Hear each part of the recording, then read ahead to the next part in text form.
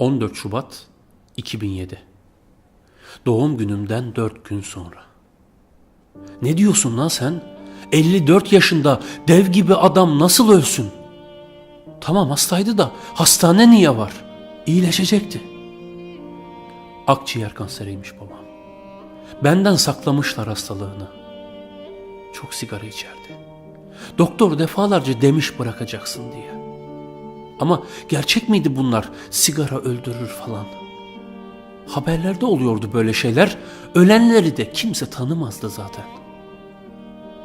Babamla Bakırköy'de türkü kafelere giderdik. Benden daha yakışıklıydı babam. Ama kızlar gene bana bakardı tabii. Galata'da balık bile tuttuk babamla. Bir keresinde piknikteyken vosvosunu ağaca çarpmıştım. Aferin lan, öğreneceksin şoförlüğü demişti. Küçükken her akşam eve geldiğinde elinde o kırmızı çikolataları görürdüm. Omuzlarına çıktığımda ellerim bulutlara değerdi. Koca bir çınardı benim babam. Kendi olmasa bile gölgesi yeterdi. Cennete gittiğini öğrendiğim an gözlerim buğulandı. Boğazıma bir şey yükseldi. Böyle top gibi bir şey. Kaldı orada. Düğüm dedikleri oymuş. O gün öğrendim. Hayatımdaki en önemli şeyi beceremedim. Babamı yaşatamadım. Babamı sigaradan kurtaramadım. Ama yemin ederim bilmiyordum.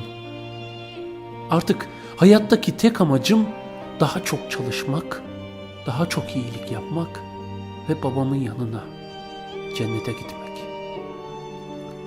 Şerefim, namusum üzerine yemin ederim ki baba, önüme çığ da, kar da, çakıl da, çakal da çıksa sana kavuşana kadar durmayacağım.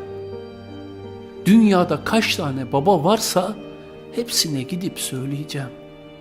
Sigarayı bırakın, çocuklarınızı değil. Çünkü bu dünya babasız çekilmiyor. Çünkü bu dünya babasız çekilmiyor. Hiç durmadan çalışan, gözleri hala buğulu, boğazı hala düğümlü oğlun.